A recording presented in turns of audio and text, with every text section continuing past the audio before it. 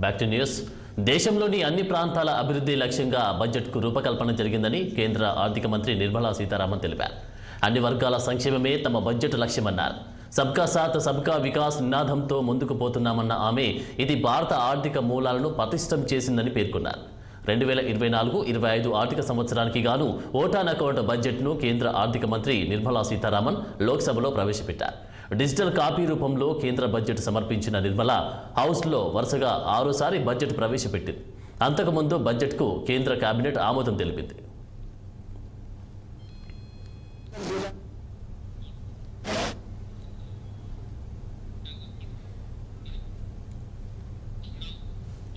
ఇక ఉదయం 11 గంటలకు లోక్సభకు చేరుకున్న నిర్మలా సీతారామన్ కేంద్ర పద్దును ప్రవేశపెట్టి గంటపాటు సుదీర్ఘ ప్రసంగం చేశారు.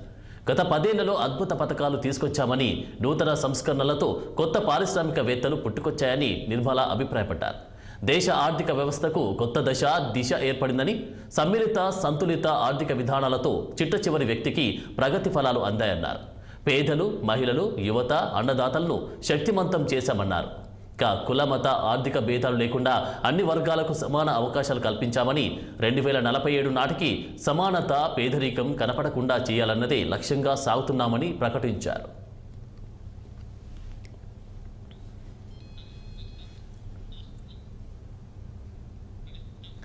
ఇక అవినీతి, బంధుప్రీతి లేని పాలన అందిస్తున్నామన్న నిర్మల పాలనలో పారదర్శకతను తీసుకొచ్చామన్నారు. ప్రజల సగటు ఆదాయం 50% పెరిగిందని స్పష్టం చేశారు. గత 10 ఏళ్లలో పేదరికం నుంచి 25 కోట్ల మందికి విముక్తి కల్పించినట్లు చెప్పుకొచ్చారు. గ్రామీణ ప్రజల ఆర్థిక వికాసం సాధ్యమవుతుందని, 2.20 కోట్ల మందికి పూచికత్తు లేని రుణాలు అందించినట్లు వివరించారు. అలాగే 4 కోట్ల మంది రైతులకు రైతు బీమా అందిస్తున్నామని, startup India, startup credit guarantee యువతకు ఉద్యోగాలు కల్పిస్తుందని తెలిపారు. ఇక క్రీడల్లో సాధించిన పథకాలు యువతకు ఆత్మస్థైర్యం నింపుతుందన్నారు. ఇంటింటికి విద్యుత్, ఉపాధి, తాగునీరు, వ్యవసాయం రంగానికి తమ ప్రభుత్వం కొత్త ఊపిరి ఊదిందని వెల్లడించారు. మద్దతు ధరలు, పెట్టుబడి రాయితీలతో రైతులకు ప్రయోజనాలు కల్పించామని చెప్పారు.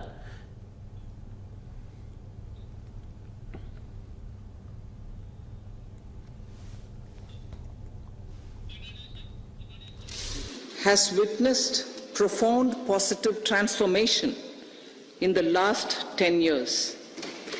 The people of India are looking ahead to the future with hope and optimism. With the blessings of the people, when our government, under the visionary and dynamic leadership of Honorable Prime Minister Shri Narendra Modi, assumed office in 2014, the country was facing enormous challenges.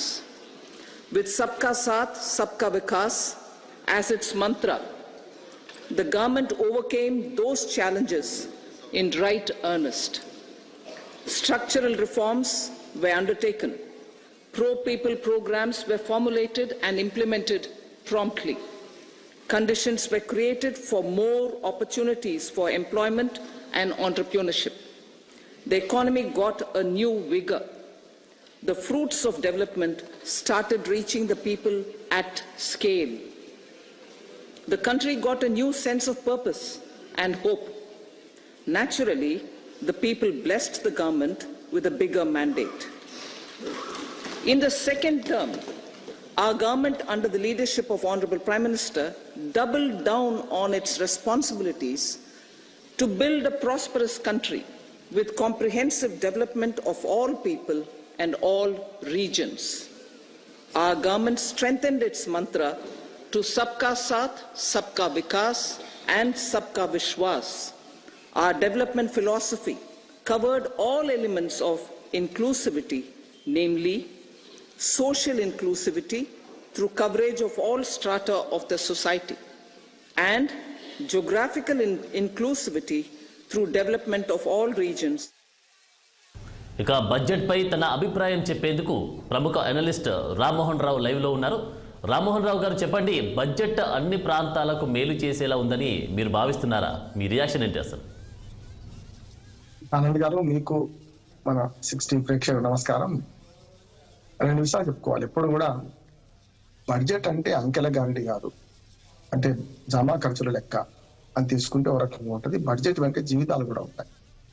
అది కేంద్ర ప్రభుత్వ budget కావచ్చు, రాష్ట్ర ప్రభుత్వ budget కావచ్చు. నేను ఏమంటున్నానంటే glass లో సగం నీళ్లు ఉన్నాయి, సగం నీళ్లు లేవు, రెండు వాస్తవాలు. వికసిత భారత్ బడ్జెట్ అని మోడీ గారు అభివర్ణిస్తే ప్రతిపక్షాలు ఇది అంకెల గారిని బట్టిది ఏం లేదని వీళ్ళు అంటున్నారు. బడ్జెట్ లో ఏమీ లేకుండా లేదు, అన్ని ఉన్నాయని కూడా తప్పే.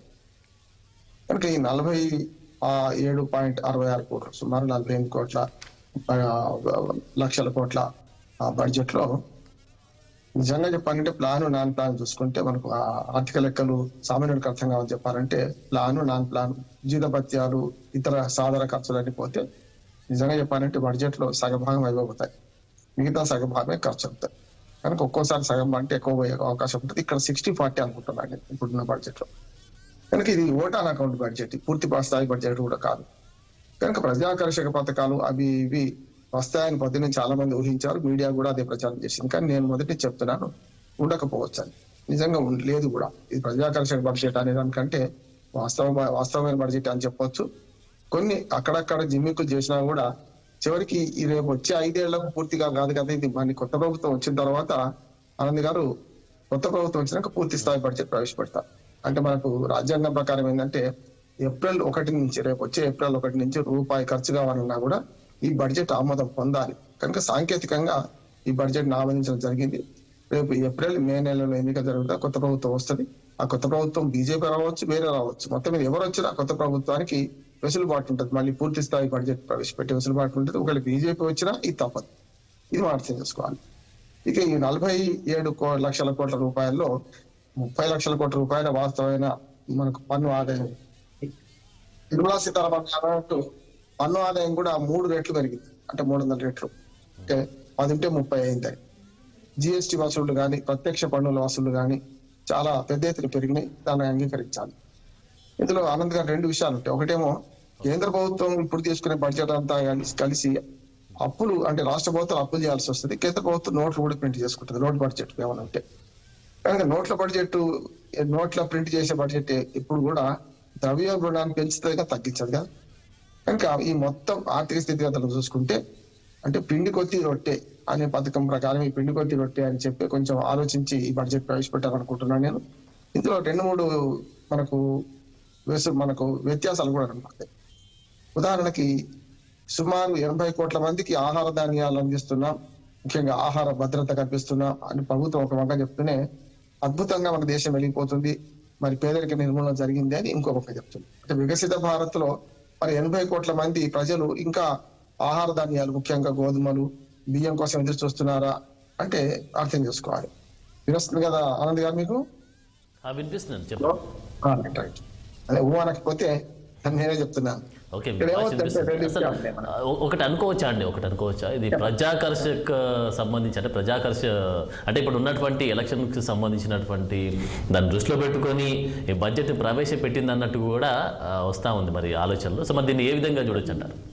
ఎక్కడ ఉంది ఇప్పుడు నిజంగా బడ్జెట్ అంటే కొత్త పథకాలు ప్రకటించవచ్చు కదా, అనవసరం ఆశలు కల్పించవచ్చు, అవి ఏం లేవు. నా ఉద్దేశం అయితే ప్రజాకర్షక బడ్జెట్ ఏం కాదు. ప్రతిపక్షాలు అంటుంటారు ఇప్పుడు ఎన్నికల ముందు రకరకాల హామీలు చేస్తారు, ఇక్కడ హామీలు కూడా ఏమి ఇవ్వలేదు, రేపు ఏం చేస్తామనేది చెప్పలేదు. ఉన్న దానిలో ఒకటి హామీ ఏంటంటే బియ్యాన్ని మనకు ప్రభుత్వ బియ్యం 29 రూపాయలకు అమ్ముతామన్నారు. దానిలో ఒక పెద్ద లోపం ఏంటంటే బియ్యం ధరలు పెరగకుండా చూస్తామని ప్రభుత్వం. బియ్యం ధరలు పెరగకుండా చూస్తామంటే ఏమన్నట్టు రైతులు మోసం చేయడమే కదా. రైతుకు మద్దతు ధర పెంచకపోతే బియ్యం ధర పెంచాలి. కనుక రైతులకు మద్దతు ధర పెంచాలంటే ఇప్పుడున్న 2260 రూపాయలు సరిపోతుంది ధాన్యాన్ని. అది 3500 వరకు పోతేనే స్వామినాథన్ గారి రిపోర్ట్ ప్రకారం కానీ, లేకపోతే రైతు ఆదాయం రెట్టింపు చేస్తా అని మోడీ గారి హామీ నెరవేరాలంటే రెట్టింపు కాకుండా స్వామినాథన్ గారి రిపోర్ట్ ప్రకారమైన 3000 రూపాయలకు క్వింటాల్ వడ్లు ఉంటేనే అది గిట్టుబాటు అవుతుంది. రెట్టింపు చేస్తా అంటే 3500 రూపాయలు. అంటే ఇట్లాంటివి ఉన్నాయి, అంటే పరస్పర విరుద్ధమైన ప్రకటనలు ఉన్నాయి. బియ్యం ధర పెరగొద్దు అంటున్నారు. అంటే తెలంగాణలో ఒక సామెత ఉంది ఆనంద్ గారు, గుమ్మిల ఓట్లు గుమ్మిలో ఉండాలి, బిడ్డలు దుడ్డలో ఉండాలి. అంటే కష్టం కదా, గుమ్మిల ఓట్లు దంచాలి, బియ్యం చేయాలి, అన్నం పెట్టాలి. ఇప్పుడు మనకు మోడీ గారు ఆలోచన రెట్టింపు చేద్దామని, కానీ ఇక్కడేమో బియ్యం ధర పెరగొద్దు అంటున్నారు. పరస్పర విరుద్ధమైన భావాలు అట్లా చాలా ఉన్నాయి, ఇది ఒకటే కాదు. అలాగే కేటాయింపులలో విద్య ఆరోగ్యానికి అవసరమైనంత కేటాయించలేదని ఒక ఆరోపణ ఉంది, అది చాలా నిజం అంటున్నారు. అంటే నైపుణ్య భారత్ సాధించాలంటే, మేక్ ఇన్ ఇండియా సాధించాలంటే నైపుణ్యాలు పెరగాలి. నైపుణ్య భారత్ సాధించాలంటే మరి దాని మీద విద్య మీద ఎక్కువ అవకాశాలు ఉండాలి, ఎక్కువ బడ్జెట్ పెట్టాలి కదా. ఒకటి ఆయుష్మాన్ భారత్ పేరు మీద ఎంత చేసినా మీకు ఇంకా అంటే వైద్యము విద్య ఈ రెండు చాలా ఖరీదైన విషయంగా మారిపోయింది. అవును. ఉదాహరణకు రిక్షా వాలా కూడా తన పిల్లల్ని ప్రైవేట్ స్కూల్లో చదివిద్దాం అనుకుంటున్నాడు. చదువు మీద డిమాండ్ పెరిగింది కానీ సప్లై చేయను బాగాలేదు. అది బాగా చేయాల్సిన అవసరం ఉంది. రెండోది వైద్యంలో చూసుకుంటే మేము లెక్కలు ఉన్నాయి నా దగ్గర. మీరు ప్రతి సంవత్సరం 20% మంది అంటే మధ్యతరగతి వాళ్ళు పేదలుగా మారిపోతారు. ఎక్కడ ఇంట్లో వాటికి ఒక్క జబ్బు చేసినా 5 నుంచి 10 లక్షల రూపాయల వరకు వాళ్ళు వెచ్చించాల్సి వస్తుంది కార్పొరేట్ హాస్పిటల్. అంటే ప్రభుత్వ ఆసుపత్రులను మెరుగుపరచడం ఒకటైతే మౌలిక వసతులు కల్పించడంతో పాటు అక్కడ డాక్టర్లు ఉన్నారు కదా. బ్రహ్మాండమైన ఆసుపత్రులు కట్టవచ్చు కానీ ఆసుపత్రిలో డాక్టర్ ఉంటే వైద్యం అంటే సమాధుల్లో సమానంగా లేకపోతే కనుక వీటిని ఈ లోటును ఎట్లా చూస్తారు, ఈ గ్యాప్ని ఎట్లా పొడుస్తారు అని చెప్పలేదు ఇక్కడ పడుతుంది. ఇప్పుడు చాలా ఉన్నది మన కింది స్థాయిలో మన ఆశా వర్కర్ల నుంచి మొదలు పెడితే వైద్య రంగంలో నియామకాలు సరిగ్గా లేవు, ఇంకా చాలా కావాల్సి ఉన్నది. ఇంకా ప్రతి చిన్న పల్లెటూర్లకు వైద్య సౌకర్యం సరిగ్గా లేవు. కార్పొరేట్ వైద్యాన్ని ఆశ్రయించాల్సి వస్తుంది. విద్యా వైద్యాన్ని సరిగ్గా పట్టించుకుంటే మానవ వనరులు సద్వినియోగం అవుతుంది, పనిదినాలు పెరుగుతాయి, దాని ద్వారా ఉత్పత్తి సాధ్యమే. ఉత్పత్తి వల్ల మరి జీడిపి పెరుగుతుంది. జీడిపికి కొత్త అర్థం ఇచ్చారు నిర్వాసిత. దానికి వ్యతిరేకంగా కూడా జీడిపి అంటే గ్యాస్, డీజిల్, పెట్రోల్ అని కూడా మరి ఆ ధరల సంగతి ఏంటని ప్రతిపక్షాలు. అందుకని ఇప్పుడు ప్రతిరోజు సామాన్యునికి అవసరమయ్యే కొన్ని రంగాలలో పెద్ద ఎత్తున మన ప్రభుత్వాలు దోపిడీ చేస్తున్నాయని విమర్శ ఉంది. గతంలో మనకు ఆనంద్ గారు మన గతంలో 130 డాలర్లు ముడి చమురు ఉన్నప్పుడు కేవలం 60-70 రూపాయలకి పెట్రోల్ దొరికింది కదా మనకు. ఇవాళ 70-75 డాలర్లకు ముడి చమురు పడిపోయాక కూడా మన 110 రూపాయలు పెట్రోల్ కింద పట్టాల్సి వస్తుంది. దాంట్లో ఒకటి ఉన్నది. అట్లాగే జిఎస్టీ ఆదాయం కూడా బాగా పెరిగింది. అందుకనే 2-3 రంగాల్లో జిఎస్టీ ఇంప్లిమెంట్ చేయాలని కూడా ప్రజలు కోరుకుంటున్నారు. అది ఇక్కడ లోపం ఉందని నేను అంటున్నాను, ఇక్కడ చేయలేదు. ఉదాహరణకు మద్యం ధరలను ఎక్సైజ్ డిపార్ట్మెంట్ ఇటు పక్కన రాష్ట్రాలు, కేంద్రం దోస్తున్నది. అట్లాగే పెట్రోల్, డీజిల్ ధరలు దానికి తీసుకురాలేదు. ఇట్లా కొన్ని ఏవైతే వీటిని తీసుకురాలేదో వీటిని తీసుకురామని కోరుతున్నారు ప్రజలు. అప్పుడు ఏమైందంటే 25% పెట్టండి. ఇప్పుడున్న 25% మాక్సిమం స్లాబ్ ఉంది జిఎస్టీలో, అది పెట్టా సరే. కానీ ఇప్పుడు మొత్తం డీజిల్ ధరలు, పెట్రోల్ ధరలు అయితే 50% పన్నులు లేకపోతున్నాయి, 55% పోతున్నాయి. బడ్జెట్ కి సంబంధించి దేశంలో అన్ని ప్రాంతాల అభివృద్ధి లక్ష్యంగా అయితే బడ్జెట్ రూపకల్పన జరిగిందని కూడా ఆర్థిక మంత్రి నిర్మలా సీతారామన్ చెప్పినట్టుగా మనం చూస్తున్నాం. మరి దీన్ని అంటే ఆ అభివృద్ధికి లక్ష్యంగా అనేటువంటి ఈ బడ్జెట్ ఉందంటారా? అంటే కొన్ని రంగాల్లో మనం చెప్పుకోవచ్చు. నేను విద్యా ఆరోగ్య రంగాల్లో పక్క పోయినా పౌర సరఫరాల పేరు మీద అంటే ఉచిత బియ్యం ఇస్తున్నారు. అట్లాగే మనకు ఆహార సబ్సిడీ మీద ఎక్కువ కేటాయిస్తున్నారు. అట్లాగే మనకు రక్షణ శాఖ తప్పలేదు. రక్షణ శాఖలో మనం ప్రపంచవ్యాప్తంగా థ్రెట్స్ ఎదుర్కొనే సందర్భంలో రక్షణ శాఖ కేటాయించక తప్పదు. ఇవి ఉంటాయి, కొన్ని మామూలుగా ఉంటాయి. కానీ నేనేమంటున్నాను, మౌలిక వసతుల కల్పనకి ఎంత పెడుతున్నారంటే 11.11% అన్న 11.11 లక్షలు అన్న. ఇవైనా పెడతారా అనే సమస్య. ఎందుకంటే ఇప్పుడు జాతీయ రహదారులు వేస్తున్నాం, అవన్నీ అప్పులు చేసి టోల్ ట్యాక్స్ వసూలు చేసి చేస్తున్నాం కదా. అట్లా నిజంగానే మనకు ఆర్థిక అభివృద్ధి సాధించాలి, 5.5 జీడిపి సాధించాలంటే ఖచ్చితంగా మౌలిక వసతులు పెంచాలి. అంటే అది దానిలో ట్రాన్స్పోర్టేషన్ కావచ్చు, మన కమ్యూనికేషన్ కావచ్చు, ఇతర మౌలిక రంగాల్లో వసతి కావచ్చు, అన్నిటికంటే విద్య, ఆరోగ్యాలు ఇవన్నీ పెంచితేనే సాధ్యం అవుతుంది. ఇప్పుడు వాళ్ళ మాట వాళ్ళు చెప్పుకుంటారు, నేను అదే అని చెప్తున్నాను. గ్లాసులో సగం నీళ్లు ఉన్నాయి, సగం నీళ్ళు లేవు. నిరాశావాదులందరూ నీళ్లు లేవని చూపెడుతున్నారు. ఆశావాహులందరూ అధికార పార్టీ నీళ్లు ఉన్నాయి అంటుంది. రెండు వాస్తవమే. సగం గ్లాసులో సగం నీళ్లు ఉన్నాయి వాస్తవమే, నీళ్లు లేని వాస్తవమే. నీళ్లు నింపాల్సిన పరిస్థితి అని ప్రజలు. ఎందుకంటే ప్రజల దృక్పథంతో ఆలోచన చేస్తే ఈ బడ్జెట్ లో సరిపోయేంత లేదు, ఇంత కావాల్సింది ఇంతే ఉన్నది, ఏం చేద్దామనే సమస్య. అదిగాక ఇప్పుడు ఈ బడ్జెట్ లో సగం ఆల్మోస్ట్ 40% నిధులు మళ్ళీ రాష్ట్రాలకు ఇవ్వాల్సిందే కదా. రాష్ట్రాల వాటా కూడా ఉంది ఇప్పుడు ఇందులో. ఇప్పుడు మనకు ఎంత వసూలు చేస్తానో రేపు పొద్దున ప్రతి సంవత్సరం 41%, 42% గతంలో ఉండేది డైరెక్ట్ గా రాష్ట్రాల వాటా. ప్రభుత్వాలు ఏదున్నా కూడా 41% కుదించారు. ఎందుకంటే జమ్మూ కాశ్మీర్ 2 భాగాలు చేసి కేంద్రపాలిత ప్రాంతాలు కావడం. ఈ 41% రాష్ట్రాలకు వెళ్లే క్రమంలో పన్నుల వాటా ఇవ్వాల్సి వస్తుంది రాష్ట్రాలకు. అలాగే పార్లమెంట్ ఎన్నికలు వస్తున్న సందర్భంలో కొంత అతిశయోక్తి చెప్పడం సహజం. ఏ ప్రభుత్వం ఉన్నా, ఇప్పుడు బీజేపీ ఉంది, కాంగ్రెస్ ఉన్నా అదే పని చేస్తుంది. కానీ ఆచరణ సాధ్యమైన బడ్జెట్ రేపొద్దున ఆచరణ సాధ్యం అవుతుందా అంటే ఇది పూర్తి స్థాయి బడ్జెట్ కాదు కనుక మనం ఇప్పుడు చెప్పలేం.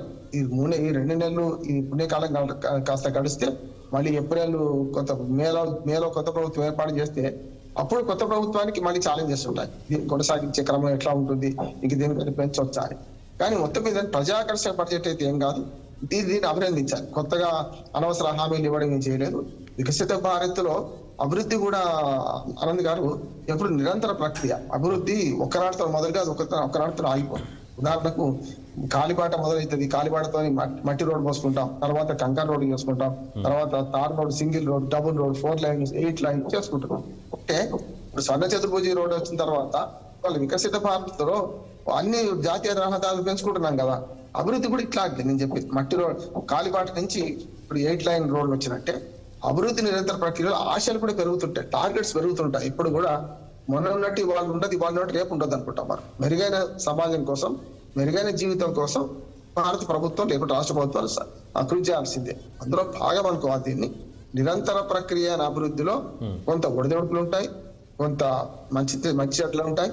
వీటిని అధిగమించుకుంటూ పోయి మెరుగైన సమాజం, మెరుగైన జీవితం ప్రజలకు ఇచ్చే రకంగా బడ్జెట్లు తయారు కావాలి. ఆ రకంగా ఆలోచన చేద్దాం. ఓకే అండి, థ్యాంక్ యూ వెరీ మచ్ అండి. మీ యొక్క వాల్యుబుల్ టైం కేటాయించినందుకు థ్యాంక్ యూ.